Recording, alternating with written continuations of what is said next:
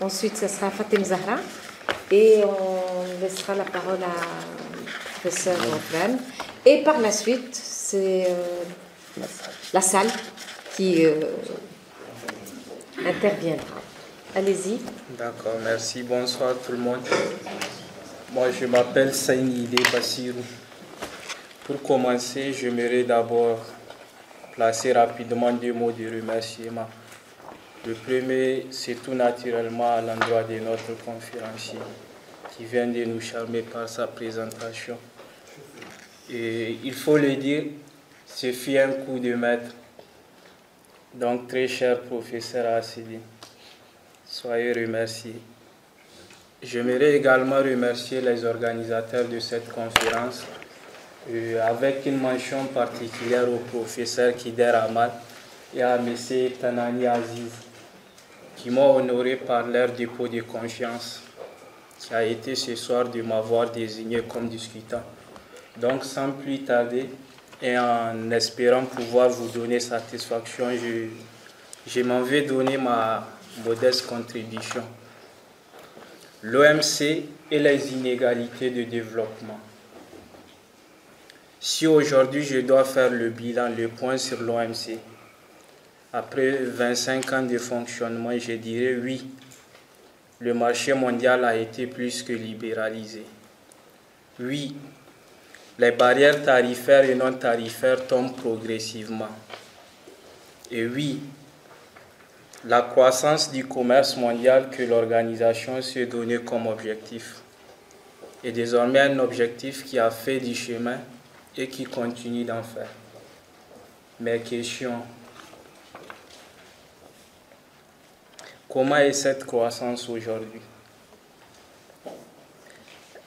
Est-elle équitable? Est-ce ça s'est fait au profit de toutes les régions du monde? Là, évidemment, ou bien dis-moi s'il me semble que non. Question encore: pourquoi l'OMC et le libre-échange à qui ont prêté toutes les vertus du monde n'ont pas pu permettre à tout le monde de se développer? Là, bien évidemment, les réponses à ces questions sont nombreuses, mais je m'en vais vous donner rapidement parmi ces réponses celles qui me semblent les plus pertinentes. D'abord, les inégalités en premier lieu, parce qu'on nous a menti sur l'OMC et sur le libre-échange. La vérité, c'est Paul Lanoï qui nous le dira. Il dit, c'est lorsque les pays se développent qu'ils libéralisent le commerce, et non l'hypothèse contraire qui consiste à dire que c'est le libre-échange qui provoque le développement. Exactement. Donc, nous, pays du Sud, ayant des économies déjà fragiles, on nous a menti sur le libre-échange pour ouvrir nos marchés. Et là, sous les coups durs de la concurrence internationale, à la fois nos marchés et nos productions locales se sont effondrés. Donc, cela a eu pour conséquence de creuser davantage les inégalités. Deuxième réponse: au nom de la théorie de la division internationale du travail et des avantages comparatifs, toujours nous, pays du Sud, on nous dit, vous n'êtes bon qu'à produire par exemple du coton, du café, du cacao. Or, nos populations se nourrissent de maïs, du bleu, du riz, etc. Toutes denrées dont il nous faut donc par conséquence importer. Par cela, c'est comme si on nous dit, soyez des éternels consommateurs et nous serons les producteurs. Et tous ici, on sait que du producteur et de l'éternel consommateur, seul le premier se développe. Donc voilà une deuxième variable explicative des inégalités. Et troisième réponse, peut-être je vais m'arrêter là, ça sera le non-respect des règles, pourtant posées et portées par l'OMC. Pour exemple, j'en veux les aides et subventions, par exemple du gouvernement américain. C'est ainsi qu'entre 2001 et 2010, si je ne me trompe pas, ces aides ont permis aux producteurs américains du coton, par exemple, de vendre à des prix très bas sur les marchés mondiaux. Conséquence, les producteurs du Sud, dont les États n'ont pas les moyens à leur tour de subventionner leur production, ils se sont fragilisés. Donc, les inégalités se sont creusées davantage. Mais là, il ne suffit pas que de dire tout cela. Il faut peut-être, et même pas peut-être, c'est même obligatoire, il faut proposer des pistes amélioratives, des solutions, des alternatives. Une solution existe déjà, c'est le TSD. Mais malgré ça, les inégalités sont là et ils vont même crescendo.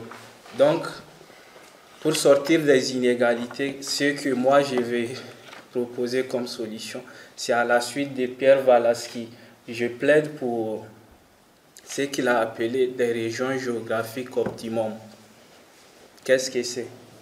Ce sont des zones à l'intérieur desquelles on va regrouper des États ayant à peu près un même niveau de développement. Mais là, avec des économies diversifiées et complémentaires. Entre ces États, le principe sera le libre-échange. Et vis-à-vis de l'extérieur, on va appliquer le protectionnisme pour protéger à la fois les industries naissantes et stratégiques. Je vous remercie. Merci beaucoup. Merci beaucoup, monsieur, pour votre intervention. Je donne la parole rapidement à Fatem Zahra. Merci. Donc, je continue sur ce qui a été avancé par monsieur le doyen, que je remercie énormément pour son intervention et les efforts qu'il fournit dans la chaire OMC. Et puisque je n'ai que 5 minutes, je vais essayer de ne pas revenir sur ce qui a été avancé par le premier discutant, que je remercie aussi. Et donc, comme vous le savez, l'OMC se veut une organisation conduite par ses membres et qui s'est dotée d'un mécanisme de règlement des différends, mais bien qu'il soit basé sur des principes d'égalité et non-discrimination, comme ce qui vient d'être détaillé par monsieur le doyen, consacré par la clause de la nation la plus favorisée et le traitement national, les accords de l'OMC contiennent de nombreuses dispositions qui tiennent en compte des intérêts des pays en voie de développement. Et c'est considéré, et là je cite ce qui vient d'être avancé par professeur Oufran, que c'est une réponse juridique à la conciliation entre une égalité juridique formelle et une inégalité de développement. On remarque donc que le commerce est au centre du dispositif mondial de lutte contre la pauvreté, surtout que les pays en développement et les PMA constituent les 3/4 des pays composant l'OMC. Mais force est de constater que la libéralisation des échanges, du moins que l'on puisse dire hâtive, par les pays en voie de développement, est au contraire à marginaliser ces pays. Et donc, puisque cette libéralisation, et là je me base sur un rapport qui a été publié par la CNUSET, a causé leur désindustrialisation et prématurée et a intensifié leur dépendance et leur vulnérabilité. Donc, les pays qui ont réduit leur pauvreté, et toujours selon ce rapport, sont ceux qui ont ouvert leur économie modérément, graduellement et en tenant compte du stade de développement réel de leurs économies. Donc, l'OMC, mais il y a aussi un autre problème que je veux relever, c'est que l'OMC ne définit pas le terme développé ou en développement, ce qui laisse à chaque membre le droit de déclarer lui-même son statut.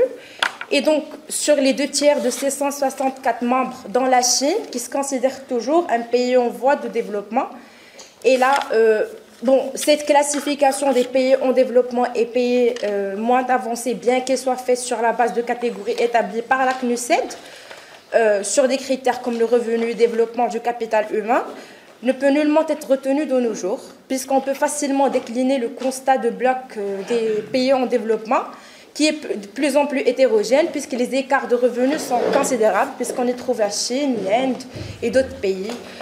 Donc, ce statut de pays en développement avait peut-être sens lorsque la Chine a rejoint l'OMC en 2001, mais il n'a plus de sens actuellement.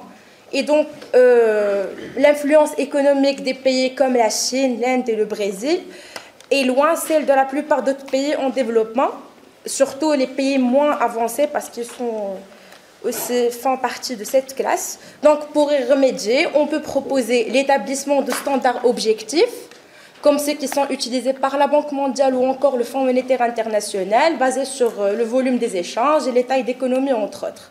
Et donc, si on veut avancer, il y a urgence à faire une différenciation accrue et évolutive et non timide et statique, comme cette organisation s'en est satisfaite trop longtemps. Cela suppose, pour préciser le statut de chacun des pays en développement, en définissant un nouveau traitement spécial et différencié, peut-être aller sur des réformes, pour que ce traitement spécial et différencié devienne un atout par son efficacité et sa légitimité accrue au service des pays qui en ont le plus besoin. Merci. Je vous remercie. Professeur oui, je vais essayer de répondre, oui. D'apporter quelques éléments de réponse, parce que les questions qui sont pertinentes, mais quand même on peut relativiser un certain nombre d'interrogations par ces éléments de réponse. Donc, à qui profite l'OMC? C'est une bonne question. Mais il va sans dire que ça profite aux États membres qui ont un avantage comparatif par rapport aux autres. Et là, justement, le TSD, il est là, pas pour répondre, c'est-à-dire à la problématique du développement, mais seulement pour aider les pays en voie de développement à profiter des opportunités offertes par le système commercial multilatéral. D'accord? Donc là, ils ont... Je n'ai pas parlé de ça parce que je ne voulais pas me développer davantage. Maintenant, il y a une autre formalité d'aide qui a été mise en place par l'OCDE et par l'OMC. On parle de l'aide au commerce. Donc, on est conscient qu'au niveau de l'OMC, tout le monde ne tire pas profit des opportunités offertes par le système commercial multilatéral. Donc, pour qu'on puisse tirer profit, donc on a besoin, pour un certain nombre de pays en voie de développement, on a déjà besoin au niveau de renforcement de capacités nationales, d'infrastructures, etc., pour pouvoir bénéficier des opportunités offertes par le système commercial multilatéral. Et contrairement à une idée bien répandue, c'est-à-dire que ce n'est pas pour défendre l'OMC, mais c'est seulement, on est dans une enceinte académique, c'est-à-dire que l'OMC en tant qu'organisation, il n'a pas beaucoup d'autonomie institutionnelle à l'égard des membres. C'est une organisation pilotée par les membres, par les États membres. Donc c'est un libre-échange contractuel, si j'ose dire. Donc c'est les États qui négocient ces règles. Qu'il s'agisse de règles générales ou de règles spécifiques, parce qu'il y a les règles du droit commun, il y a les règles spécifiques. Et également, je ne sais pas qui a dit ce qui est général et simple, et ce qui est simple et faux. Puisque, vu la complexité des choses, il faut avoir des éléments de réponse un peu complexes. Pourquoi? Parce que je prends le TSD. Vous dites que ça n'a pas profité aux pays en voie de développement. Donc ça, c'est une réponse générale, catégorique. Il y a des études qui ont été réalisées justement sur le bilan du système généralisé de préférence commerciale qui démontrent que ça a profité aux pays en voie de développement, mais pas à tous les pays en voie de développement. Ça a profité à des pays de l'Asie de l'Est, ça a profité aux pays d'Amérique latine. Pourquoi? Parce que ils sont relativement industrialisés par rapport aux autres pays en voie de développement. Par exemple, vous avez le TSD, vous allez bénéficier d'un accès au marché des pays développés en franchise. Mais si vous n'avez pas transformé votre économie, si vous n'avez pas un appareil productif industriel relativement, vous ne pouvez pas profiter des règles de l'OMC. Donc le meilleur exemple, c'est la Chine. La Chine, malgré son inspiration idéologique, c'est le pays qui a profité le plus de son adhésion à l'OMC. Donc, contrairement à ce qu'on dit, la libéralisation commerciale a profité à la Chine. Pourquoi? Parce que la Chine s'est développée. Il est devenu compétitif. Ça a profité aux BRICS, parce qu'ils se sont développés. Donc, moi, ce n'est pas pour défendre les règles de l'OMC, mais il faut dire que les règles de l'OMC sont d'inspiration libérale. Pourquoi? Parce que chaque institution, comme on dit, porte les empreintes historiques des circonstances de sa création. Pourquoi on a mis en place le GATT avant l'OMC? Pourquoi on a mis en place la FMI, la Banque mondiale? Parce qu'il y a l'expérience de l'entre-deux-guerres. Et l'entre-deux-guerres, il n'y avait pas d'ordre économique international. L'entre-deux-guerres, entre la Première Guerre et la Deuxième Guerre mondiale, il y avait le bilatéralisme discriminatoire, il y avait l'unilatéralisme, il y avait le protectionnisme. Donc, certains États, ils se sont dit qu'il vaut mieux avoir un ordre économique international qu'un des ordres économiques internationaux qui a engendré la Deuxième Guerre mondiale. Donc, il y a également ce facteur politique qui a joué un rôle important dans la mise en place ce qu'on appelle l'ordre économique international au lendemain de la Deuxième Guerre mondiale, qu'il s'agisse de GATT, FMI, etc. C'est vrai qu'il est d'inspiration libérale, mais il y a des arguments qui sont évoqués pas par moi, par les économistes, par tous les économistes qui ont tendance à dire que le protectionnisme coûte cher, qu'il y a un lien, presque les données empiriques montrent qu'il y a un lien statistique indiscutable entre libéralisation des échanges et croissance économique, etc. Donc, certains vont dans le sens de défendre même le soubassement théorique du modèle qui a inspiré ces règles. C'est-à-dire qu'il y a la problématique du modèle alternatif, comme on dit. Ça veut dire que jusqu'à nouvel ordre, c'est-à-dire, on a tendance à dire que le système démocratique est le moins mauvais des systèmes politiques. D'autres, ils vont dans le même sens pour dire que malgré les défauts du système peut-être libéral ou néolibéral, jusqu'à nouvel ordre, il a démontré sa supériorité en termes de performance économique sur les autres modèles concurrentiels. Et un autre élément de réponse, et je crois qu'il y a une part également de responsabilité au niveau des politiques domestiques nationales mises en œuvre au niveau de chaque pays. Donc il y a, comme vous le savez, il y a des économistes aujourd'hui qui expliquent beaucoup d'échecs en termes d'expérience de développement par ce qu'on appelle la qualité des institutions, le problème de mauvaise gouvernance, etc. Donc voilà, mais vous avez raison de dire que l'inspiration, le modèle qui a inspiré ces règles, c'est un modèle libéral-néolibéral. Mais ils ont des arguments pour le défendre. Pourquoi? Parce qu'ils ont tendance à dire que l'expérience de l'entre-deux-guerres, qui était basée sur des recettes d'inspiration interventionniste, protectionniste, n'a pas donné des résultats en termes de croissance, de prospérité économique, etc.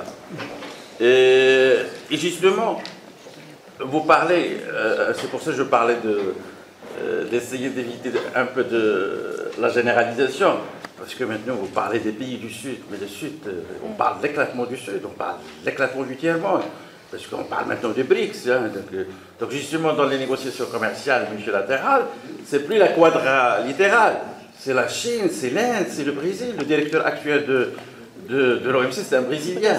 Donc ça dénote la montée des puissances émergentes. Et les puissances émergentes, qu'il s'agisse de Chine, Brésil, etc., ils ont limité la domination de l'OMC par les anciennes puissances. Donc, quelques éléments de réponse par rapport à vos remarques. Donc, c'est qui a invoqué les non-respects de règles? C'est vous? Oui. C'est bien moi. Je vais vous attaquer encore. Au Seulement, pour vous dire que vous avez bien mis l'accent sur le fait qu'il y a certaines pratiques qui sont en contradiction avec le droit de l'OMC, mais quand même, je dois vous rappeler que toutes les formes de subventions ne sont pas prohibées, ne sont pas interdites.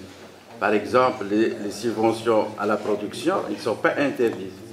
Donc, ce qui est interdit selon le droit de l'OMC, c'est les subventions à l'exportation ayant un effet extensif sur le commerce mondial. Et justement, les États-Unis, ils ont été attaqués par le Brésil dans l'affaire Coton, et c'est le Brésil qui a gagné. Et c'est l'organe de règlement différent de l'OMC. Donc, justement, ils ont sanctionné les Américains. Voilà, et justement, il y avait des pays producteurs de coton qui ont participé africains. Le Mali, Burkina. Oui, le groupe des 4 qui a participé autant de tierces parties. Donc, mais au moins on peut dire qu'il y a une juridiction internationale, l'organe de règlement différent, qui permet à un certain nombre de pays en voie de développement d'attaquer des grandes puissances comme les Américains et de gagner ces procès contre les grandes puissances. Voilà, ce n'est pas un monde idéal, mais quand même, c'est un moins sauvage qu'au XVIIIe et XIXe siècle. Il y a quand même quelques règles. Voilà. Et par rapport à... Et je finis, hein, parce que je ne veux pas... Donc, vous avez dit que la libéralisation a engendré la désindustrialisation. Pour qui? Pour les pays qui sont en voie de développement, parce que c'était hâtif, ils n'étaient pas prêts. Ce n'est pas pour tout le monde. C'est-à-dire les pays qui ont adopté des bonnes politiques domestiques graduelles de libéralisation, ils ont profité de la libéralisation, la Corée du Sud, etc. etc. Mais donc là, ce n'est pas le problème des organisations internationales, c'est le problème des politiques domestiques nationales adoptées. Qu'il s'agisse de politique commerciale, qu'il s'agisse de politique industrielle. Et justement, en rapport avec ça, vous avez posé une question importante, ou vous avez soulevé une question importante en rapport avec la nécessité de différencier davantage entre les pays en voie de développement. C'est une question qui est posée parce que justement au niveau de négociations commerciales multilatérales, ça bloque entre les pays développés en voie de développement parce qu'on n'accepte plus que les pays en voie de développement soient traités comme un corps uni, etc. Et qu'il faut évoluer vers ce qu'on appelle la pluralité des normes pour qu'il y ait une différenciation juridique qui colle davantage à la réalité. Et merci. Merci beaucoup, M. Vaillant.